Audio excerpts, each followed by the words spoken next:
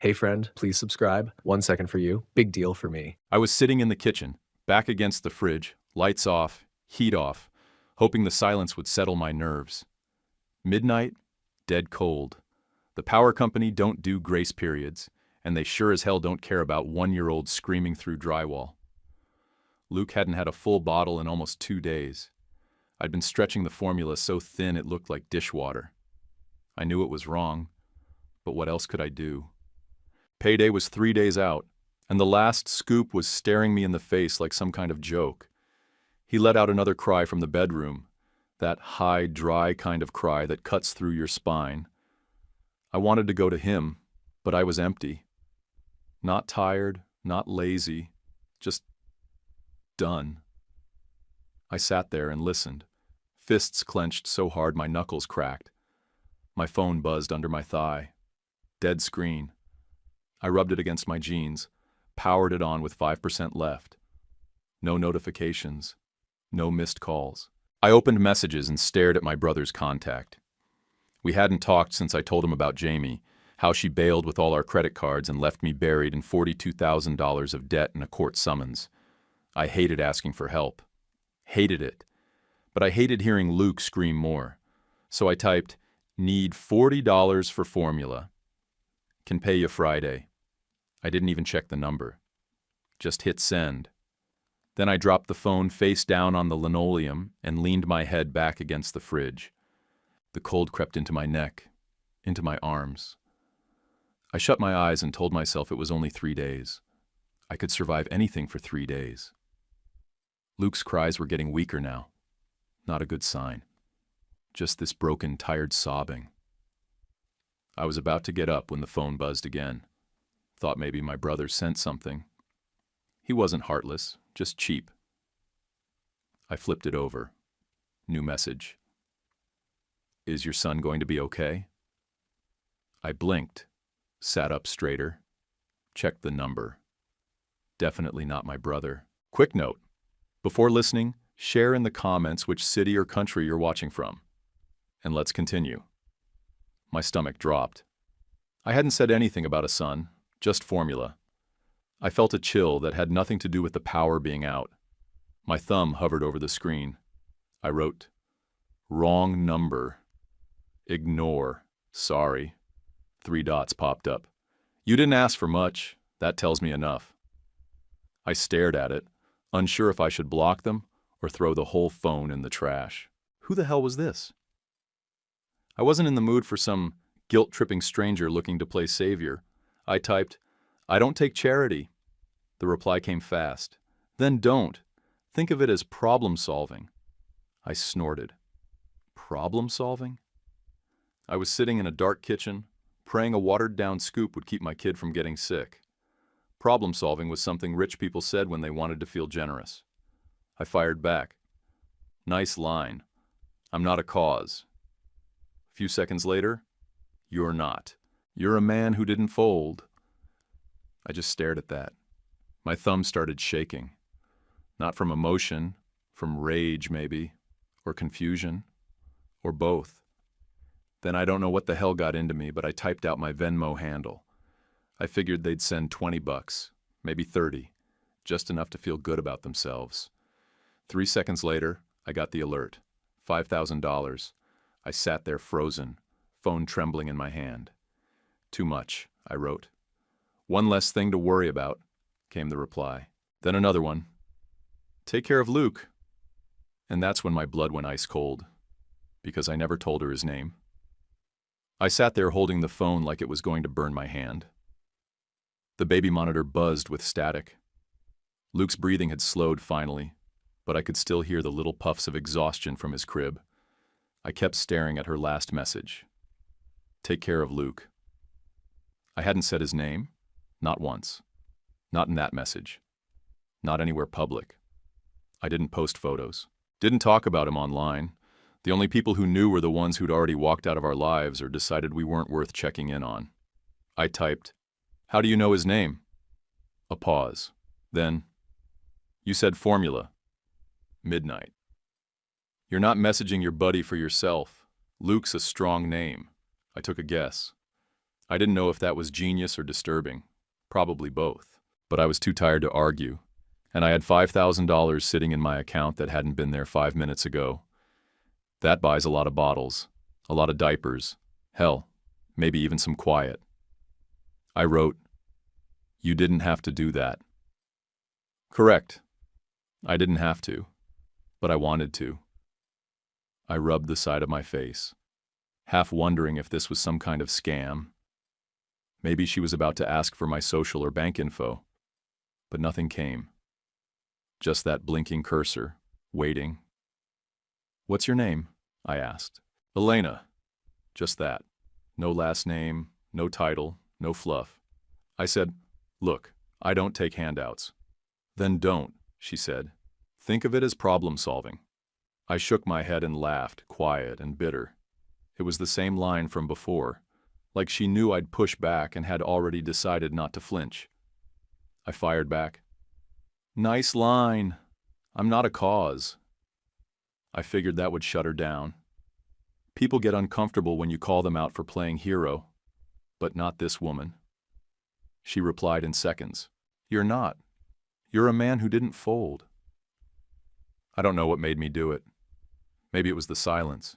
Maybe it was the way she didn't talk down to me. Or maybe it was the tiny part of me that was so damn tired of pretending I was okay. Whatever it was, I sent her my Venmo. 3 seconds later, boom, $5,000 hit my account like a hammer. I stared at the screen so long the light started to burn into my eyes. "Too much," I typed. "One less thing to worry about." I didn't write back right away. I couldn't. I just sat there with the phone on the counter and both hands gripping the edge of the sink like I might fall into it. I kept replaying her messages in my head. Her voice, I didn't even know what it sounded like, but the way she wrote, it came through clear, controlled, no wasted words, no emojis, just steel. And then there was that name, Elena. Sharp, clean, not soft, not someone messing around. I finally wrote, "You a social worker or something?" She said, "No. Just someone who doesn't walk away from people hanging by a thread." I stared at that one longer than I wanted to. My first instinct was to push her away, tell her I was fine. But I wasn't. Not even close. And for whatever reason, she already knew that. "Look," I typed, "I'll pay you back. You'll get every cent." Her response came fast. "No need. Consider it closed. What you do next is up to you." I didn't know how to respond to that. Nobody says that. Not in real life. People want something, even if it's just the chance to say they helped. "You a parent?" I asked. "No," she wrote. "But I know what it's like to be left holding the wreckage." I stared at that message for a while. Something about it hit too close. I wanted to ask more, but I stopped myself. She'd already given enough. "You live near here?" I finally asked. "Not really," she said, "but I have people who do." That answer didn't exactly make me feel better. "So how'd you see the message?" "Luck. Right place, right time. I monitor a few emergency tags. Someone forwarded it by mistake. Doesn't matter now." I leaned back against the fridge again, blinking hard. Forwarded by mistake. Wrong number. $5,000. It didn't add up, but it also didn't feel like a lie. "Feels like a setup," I said. "It's not," she replied. "It's what happens when someone doesn't look away." I stared at that one until my eyes hurt. The fridge hummed behind me, the air cold enough to make my fingers stiff. I finally pushed off the floor, grabbed my coat, and walked to the bedroom.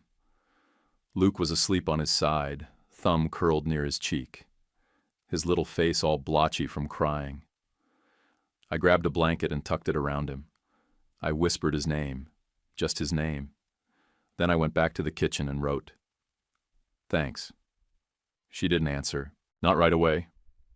A few minutes passed, then the screen lit up one last time that night. "Take care of him. I'll be in touch." The knock came just after 7, way too early for anything good. Around here, nobody knocks unless it's a pissed-off neighbor or the landlord with some threat taped to his clipboard.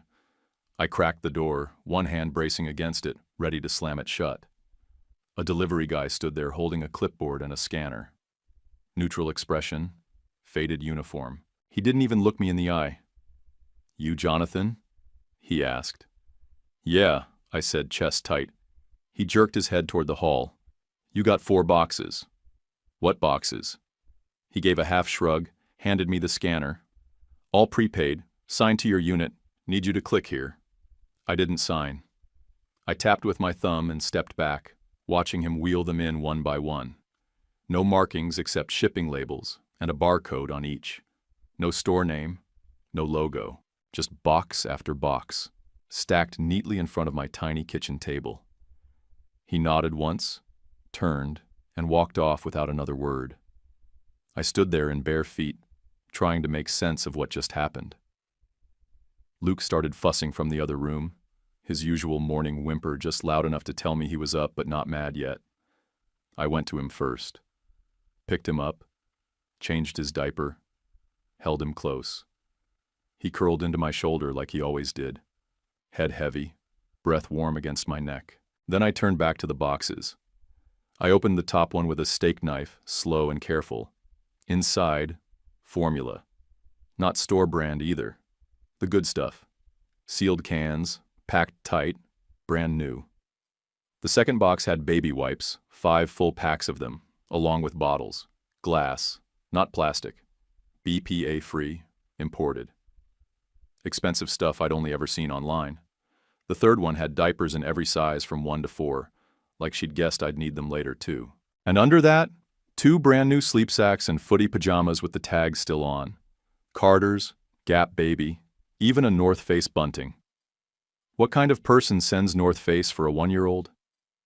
The fourth box held more formula, and underneath it all, a plain white envelope. I ripped it open. Inside was a single note, handwritten on thick, creamy cardstock. "He deserves better than scraping by. Elena." I didn't move. I sat there on the floor, back to the stove, Luke pressed against my chest. The heat hadn't kicked on, not that there was any to kick on, and I could feel the cold seeping through the floor. We sat like that for maybe an hour. I didn't open another box. I didn't touch the formula. I didn't even pour coffee. I just held him and stared at the corner of the room where the envelope had landed. Eventually, Luke drifted off again, head heavy against my arm. I tucked him back into the crib, then came back and opened my laptop. I typed one name into the search bar, Elena Roth. It only took 3 seconds. First result, Forbes, Fortune, Bloomberg. CEO of Roth Strategic Systems, headquartered out of DC, ex-Air Force captain, youngest in her division. One of those real deal, made not born types who'd built her empire out of black coffee and steel nerves, multiple government contracts, defense logistics, high-level consulting, net worth, somewhere around $8 billion, depending who you asked. I scrolled for 20 minutes. Every photo of her looked like a still frame from a war movie. Sharp blazer, tighter posture, clean eyes that didn't blink. This woman didn't just send charity, she ran empires. I looked at the note again. Just a line and her name. No strings, no promises, no guilt. That night I made Luke a full bottle. Not stretched, not rationed. Full formula, warm with a clean bottle and a soft bib from the new stash. He chugged it like his life depended on it, which, honestly, it probably did. After he fell asleep, I sat in the kitchen again. One light bulb working. No noise except the hum of the fridge and the occasional car blasting by outside. I stared at one of the unopened cans of formula. It sat on the counter like a threat, like it had weight that didn't make sense. Then I noticed something I'd missed before.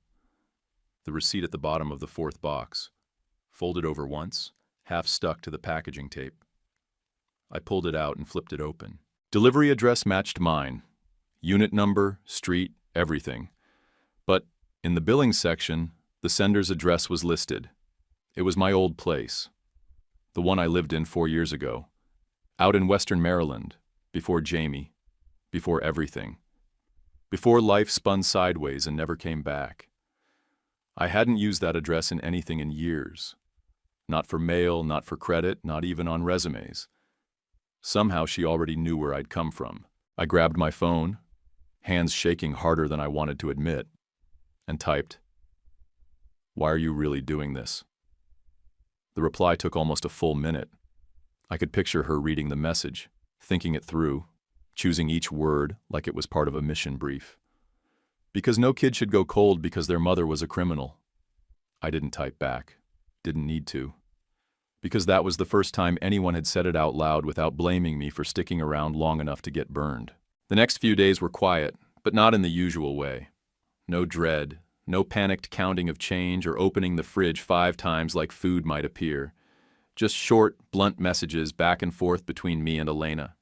Nothing flowery, no wasted words. I told her I used to do internal audits for a logistics company out in Pittsburgh. Decent pay, decent people. Until they shut down with a 4-day warning and handed me a 2-week severance check that didn't even cover rent. She asked what I'd been doing since. I told her the truth, bouncing between warehouse gigs and night shifts when I could find someone to watch Luke, which wasn't often. I told her daycare costs more than rent, and I didn't have family I trusted. Friends disappeared once I started bringing a baby to hangouts. No one wants to babysit when it stops being cute. She didn't reply for a few hours after that. I figured maybe that was the end of it. She'd done her part and moved on. But then the message came through. Come to Roth Systems. Ask for Margot. 10 a.m. tomorrow. That was it. No pitch, no explanation. I stared at it for a long time. Then I looked over at Luke, curled up in the middle of the floor on a soft blanket, chewing on a stuffed elephant. His belly finally full, his cheeks round again. I stood up, grabbed the iron, and pulled the only decent shirt I had out of the back of the closet. It still smelled like old interviews and lost hope, but I pressed it anyway. Didn't have a sitter, so I packed up the diaper bag, tightened the straps on the chest carrier, and got Luke dressed in one of the new outfits from the box. Navy blue with a tiny silver rocket ship stitched across the front. We caught the early train and walked the rest of the way. Roth Systems was in this massive steel and glass tower with security guards who looked like they didn't blink. The place made you feel like you weren't important before you even walked in. I stepped up to the front desk, trying not to sound like I was apologizing. "Hi, I'm here for Margot. I have my kid with me, so..." The receptionist didn't even look up from her screen. She pointed toward the elevator. 28th floor. They're expecting you. No flinch. No side-eye at the baby. No patronizing smile. Upstairs, the doors opened into a lobby that smelled like leather and fresh paper. Everything was polished, even the silence. A tall woman with red-framed glasses stepped forward. "You, Jonathan?" "Yeah, sorry for bringing the little guy." She waved that off. "We planned for it. I'm Margot. This way." She walked fast and didn't ask stupid questions. She gave me a tour like I already worked there. Open spaces, quiet rooms, conference areas lined with glass walls. People looked up when we passed, but no one said anything. They just nodded. Final stop was a small room off a quiet hallway. She opened the door and stepped aside. It looked like a damn showroom. There was a crib already set up, a playmat, shelves stocked with books and toys, a white noise machine, blackout curtains on the single window. Everything was clean.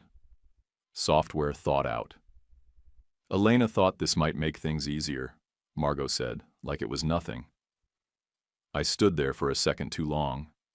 Luke babbled something against my chest and reached for the sound machine. I swallowed hard. I don't know what to say. Margot smiled, but it wasn't warm. It was professional. "Don't say anything. Elena's in the conference room down the hall. She'll meet you in 10. I nodded. She left. 10 minutes later, the door opened.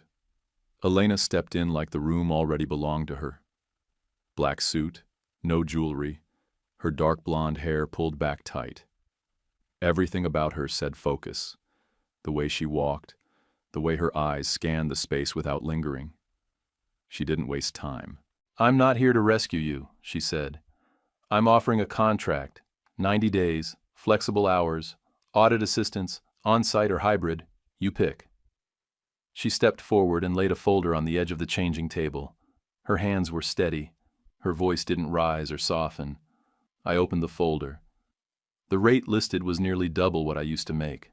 Not a typo, not padded with bonuses or vague stock options. Just real money, plain and clear.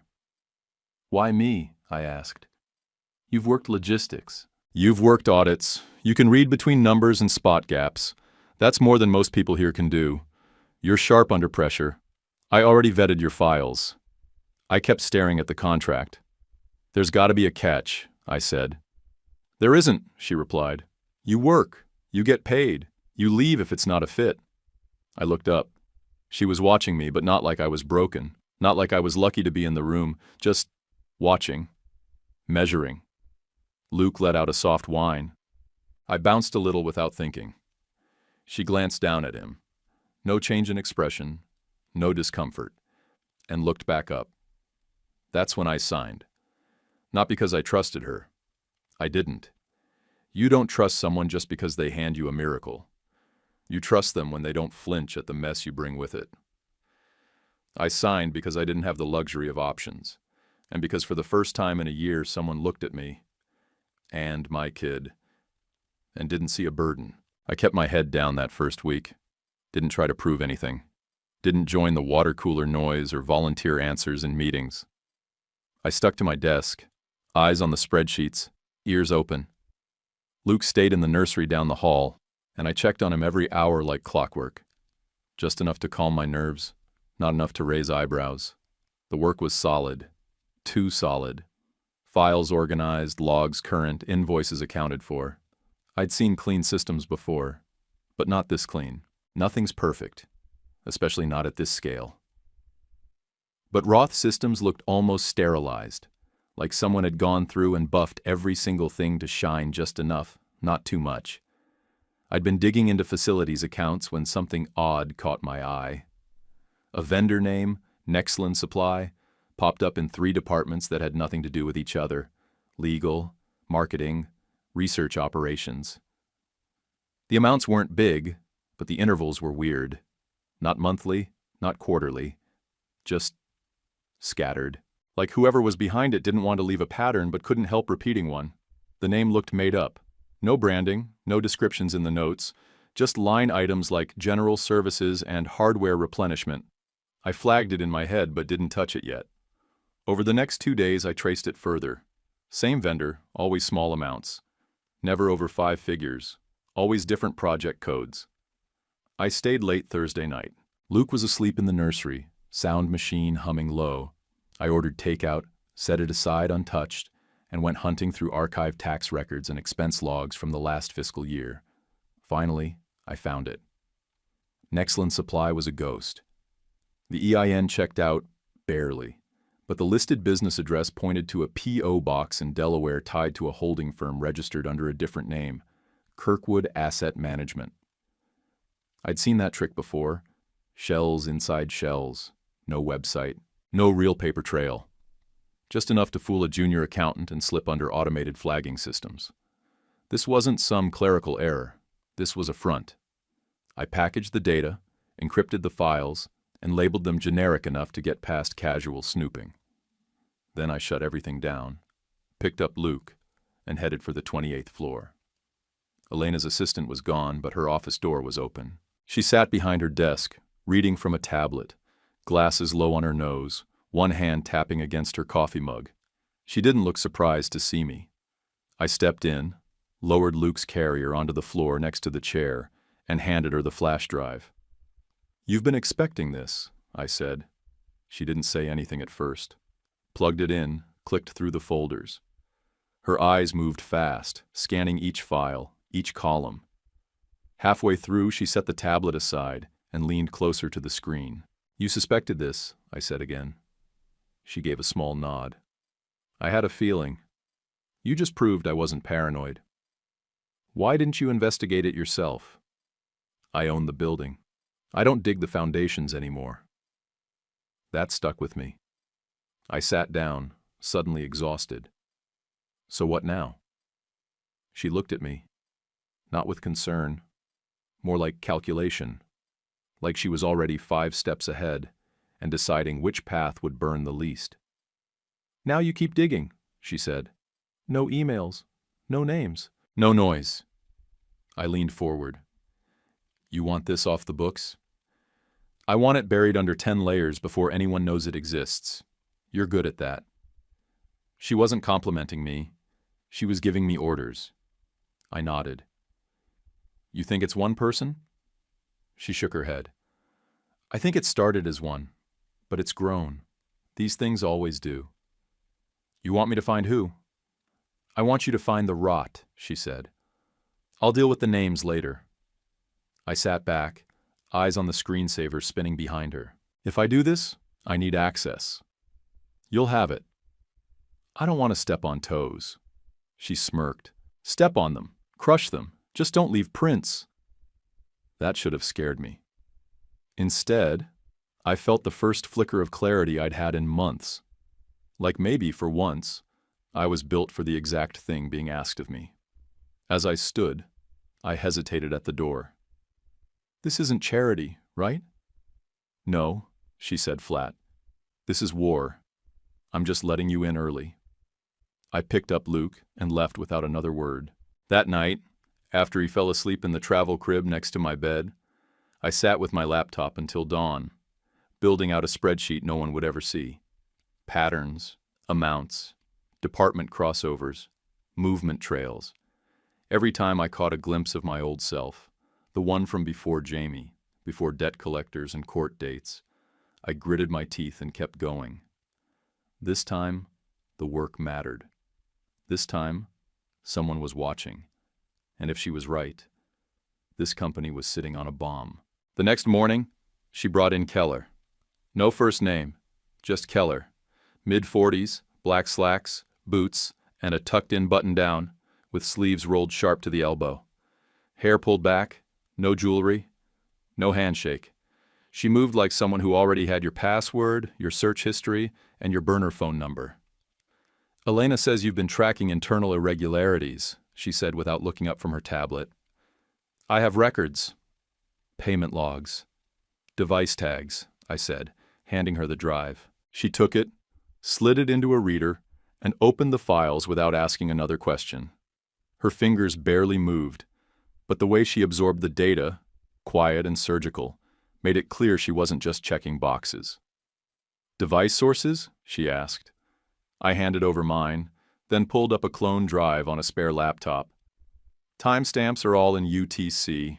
I kept log chains separate. She nodded once. That was the only approval I'd get. Elena stood at the far end of the room, arms crossed, saying nothing, just watching. Keller spent the next hour slicing through 3 months' worth of back-end logs. When she finally spoke again, it wasn't to me. We'll need bait. Elena stepped forward. HR memo? Keller gave a slow nod. Audit trigger. No details.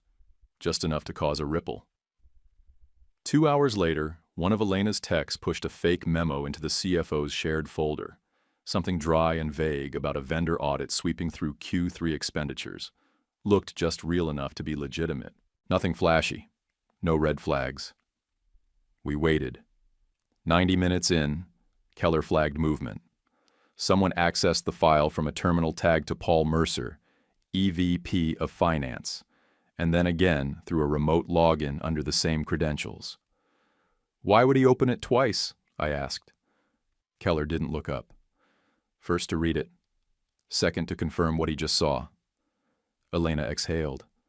No surprise, just grim confirmation. He's the one, she said. He's been moving money through dummy accounts since last fall. Keller found evidence going back 9 months. Delaware shell accounts, partial vendor records, all tied to Nexlin. You sure it's him? Yes, Keller answered, finally turning to face me. No one else has Mercer's admin clearance. He left fingerprints everywhere. I leaned back in my chair, heart kicking up harder than it should have. It wasn't just that we found him.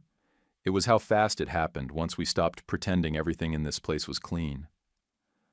Why not go to the board? I asked. Elena's mouth tightened. Because 2 of them are compromised, at least. If we move early, it gets spun against me. So what's the plan? She looked at Keller, then back to me. We keep feeding him, keep the trail open, watch who else bites. I should have felt good about it, like we were taking control. But deep down, something else started turning. I wasn't scared, not exactly, but the edge was there now. Whatever game we were playing, it wasn't small anymore.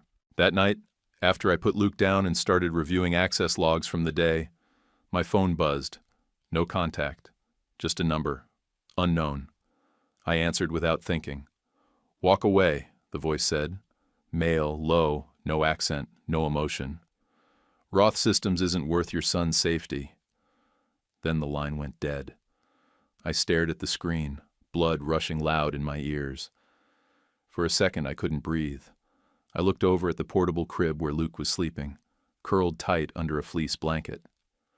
His chest rose and fell, slow and steady. My hands wouldn't stop shaking. I called Elena. She picked up on the first ring. They just threatened my kid, I said. Her voice didn't waver. What number? I read it off. Not one of ours, she said. I'll trace it. You still think this is just an internal job? She was quiet for a beat.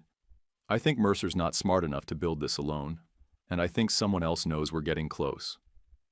I leaned against the wall, fist clenched tight. I don't back off when someone threatens me, but I swear to God if they touch him, they won't, she said flat, because they don't know what you'll do. They're guessing. That means they're nervous. Why trust me? I asked. She didn't hesitate. Because you don't owe anyone here anything. That sentence hit harder than the threat. I didn't owe this company my silence. I didn't owe the system my obedience. I didn't owe Elena loyalty either. But I couldn't shake the feeling that she knew something about people like me. People who'd been cornered. People who'd been left to clean up someone else's damage with nothing but instinct and pressure holding them together. That night, I didn't sleep. I sat beside Luke's crib, one hand resting near his leg, just close enough to feel the warmth. He shifted a few times, mumbled nonsense in his sleep. I watched the window across from us as headlights from the street flicked shadows against the ceiling. Everything in my life before this had been about surviving. Get through the day, don't drop the ball, don't call attention, don't need too much. Now I was bait in a game I didn't fully understand, and for some reason, that woman trusted me to help play it. It wasn't pity in her eyes when she looked at me. It was something sharper, like recognition. At 9:58 a.m., sharp, Mercer walked in like he owned the goddamn building. I watched from my desk, earbuds in, stream running off the private feed Keller had rigged into the conference room cam. Elena had insisted the meeting be recorded. Internal policy, she said. But this wasn't about compliance. This was a trap. Mercer wore a $3,000 suit and a look like he was about to sell her oceanfront property in Nebraska. Smug didn't even cover it. He strutted in, laptop bag slung low, tie perfect, jaw clean-shaven like he'd prepped for a photo op. The man walked like paperwork couldn't touch him. Elena didn't stand, didn't offer a handshake. She sat at the head of the table, fingers laced, zero expression. Nexland Supply, she said before he even took a seat. Show me the work they've done. He blinked, then smiled like she'd just told him a joke. Facility stuff, low-level operations. You want invoices? Across research, legal, and marketing? She pressed, voice flat. You're using a shell vendor across 3 departments with no overlap in needs. Why can't I find a single human contact tied to them? Mercer didn't flinch. He actually had the nerve to lean back and raise his eyebrows. They're subcontracted. We outsource vendor engagement to stay lean. It's efficient. She didn't react. He pulled a flash drive from his pocket and tossed it onto the table like he was laying down a royal flush. You're done, he said, tone casual. I've got logs showing misused funds, off-ledger activity, and internal access from non-cleared staff. And your boy toy auditor? Not even background checked. My stomach turned, but I didn't move. I kept watching. His voice rang through the feed, slick and full of himself. Internal controls hasn't even cleared him through HR. That's a security breach. You really thought no one would notice? He leaned forward, slow and theatrical. You let a guy walk in here with a baby and no vetting. You think that's leadership? Elena didn't blink. She slid the flash drive aside with one finger, slow and deliberate. You should have vetted the people you tried to outplay, she said. Mercer opened his mouth, probably to start another monologue, but the door behind him clicked open before he got the chance. Ava walked in, calm, crisp, holding a folder in one hand and a phone in the other. Mr. Mercer, she said, your badge has been deactivated. Security is waiting in the lobby. He froze, literally. 1 second he was mid-smirk, and the next, his mouth hung open like a glitch. He looked at Elena, eyes darting, unsure for the first time since he walked in. This some kind of stunt? No, she said. It's cleanup. He turned to Ava. You don't have the authority to... I do, Elena cut in. I own 71% voting control. I'm not asking the board for permission to fire someone caught laundering money through fraudulent entities. His face drained, just a little. You don't have evidence. I have timestamps. I have mirrored servers. I have full IP logs and a direct trail to the Delaware holding company you used to wash your payments. And now I have this, she said, lifting the flash drive he just handed over. Thanks for voluntarily submitting false evidence. That makes this 10 times easier. Mercer looked like someone had pulled the rug and the floor underneath it. He pointed at the camera. This is a setup. No! Keller's voice came from the back corner of the room. I hadn't even seen her on the feed until she stepped into frame. It's a sting. You just took the bait. Mercer's eyes went wild. He looked back and forth, jaw clenched, fists tight. You think this ends with me? He snapped. You think I'm the only one? No, Elena said. I think you're the first domino. Ava nodded to someone off camera. A moment later, 2 plainclothes security guys stepped in and waited by the door. Mercer didn't move at first.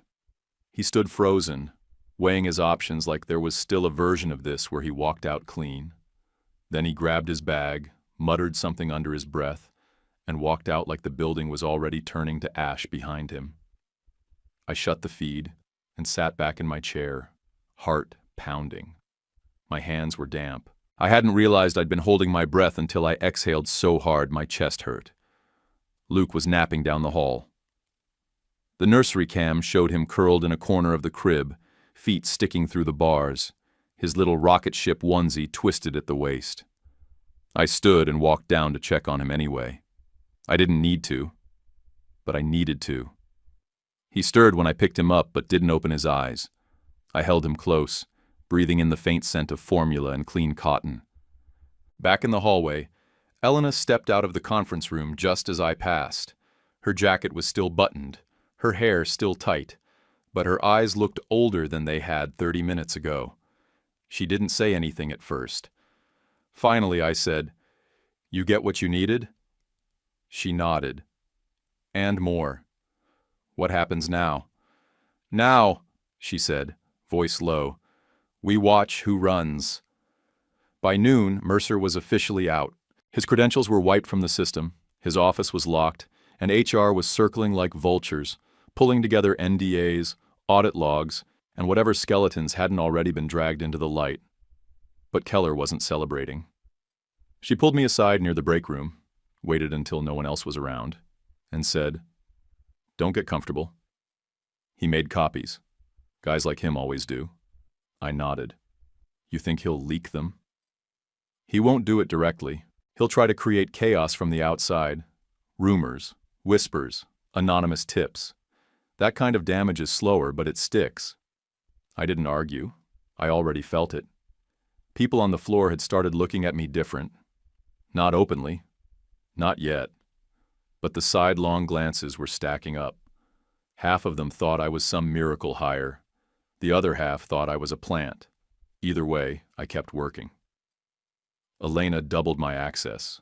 Full financials, internal controls, back-end review authority. It wasn't written down, but the message was clear. Keep digging, and don't wait for permission. 3 days after Mercer's exit, she held a press briefing. Internal cameras only, no media. She stood at the front of the glass auditorium in her usual clean-cut suit and said, "We've discovered financial irregularities involving senior leadership. An investigation is underway. No questions at this time." That was it. No names, no deflection. Just fact. And the way she delivered it, like a status report, not a confession, told everyone she was still in charge. Later that week, she called me into her office. Luke was with me, strapped in his carrier. He'd started fussing during lunch, and I didn't have time to drop him at the nursery. I warned her when I came in. She didn't blink, just said, "Close the door." I sat. She stayed standing, arms crossed, eyes locked on the window like the skyline had something to say. "I want you here full-time," she said. "Permanent role, head of internal controls." I almost laughed. "That's a stretch." She turned. "Why?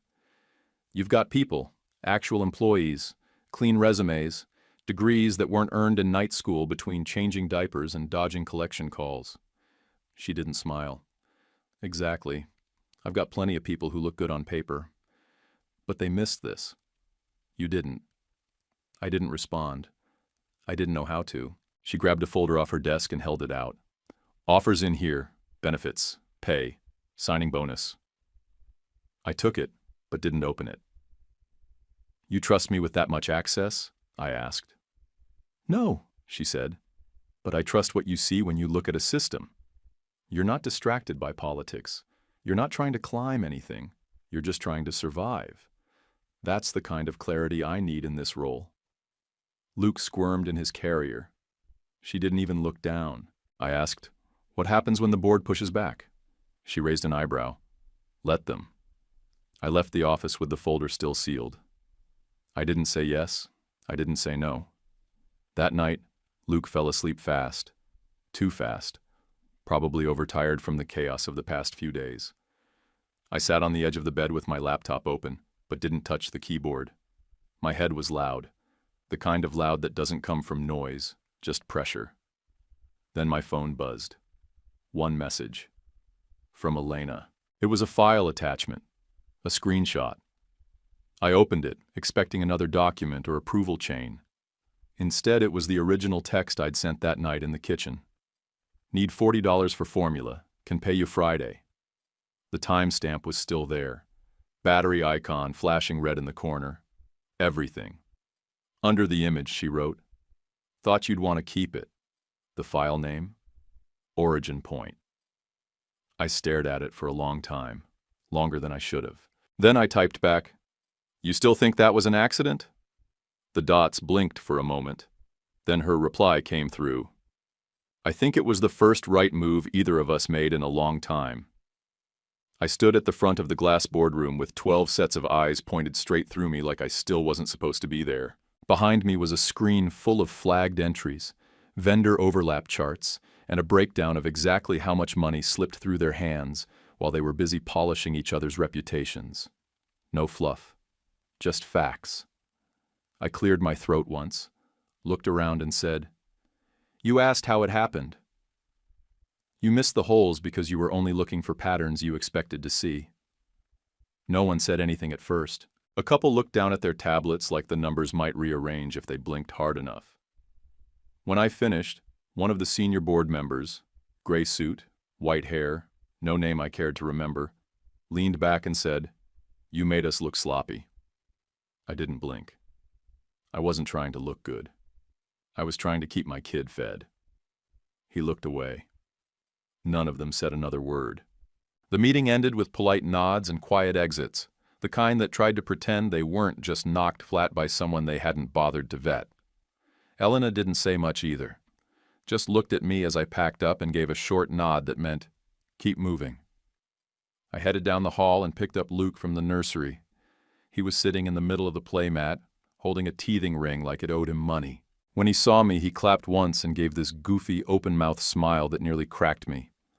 I scooped him up, held him tight, and for one short second, let myself breathe. Elena was waiting near the elevators, coat already on. "Let's get some air," she said. We stepped outside into late fall wind, sharp and biting. The city buzzed around us, people yelling into phones, cars pushing through intersections like the light was optional. No one looked at us. We walked 3 blocks in silence. The sidewalk was uneven, cracked in places. Luke had his cheek against my shoulder, thumb in his mouth, starting to drift off. "You ever think how insane this all is?" I asked. She glanced sideways, not stopping. "Every day." I didn't expect her to say more, but after another block, she did. "I don't do backup plans," she said. "Never have. Either you commit or you crash." She stopped walking and looked at me full on. Her voice didn't shift, but her eyes were clearer than I'd ever seen them. "I'd like you and Luke to stay in my life. Permanently. No build-up, no pitch, just that." I stood there with my son pressed between us, heartbeat in my ears, city noise behind me, trying to figure out what the hell to do with words like that. I looked down at Luke. His eyes were shut now, lips parted, peaceful in a way only babies can manage. Then I looked back at her. "We'll see," I said. "One day at a time." She didn't nod, didn't flinch, just stood there like she'd expected that answer. We turned and walked back toward the building. I woke up to sunlight, not crying. Luke was curled against me, one hand balled around a fistful of my shirt like he'd claimed it in his sleep. His breath was warm even, peaceful. The cheap blinds on the window were cracked open, letting in that soft morning light that doesn't feel like a warning.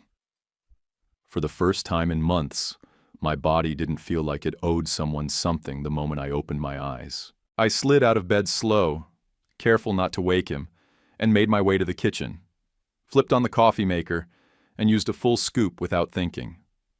I didn't ration the grounds, didn't tap the can to shake out every last grain. Just brewed the damn coffee like it was normal, like I wasn't on my last dollar, like there was more where that came from. I sat at the table while it brewed, the smell hitting me before the cup did. My laptop was already open, no shutdowns the night before. I clicked into my inbox expecting the usual: final notices, credit threats, automated insults. Instead it was clean.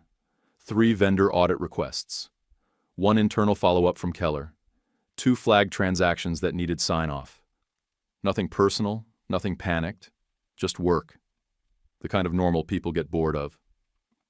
The news broke around 7. A client rep forwarded the article to me.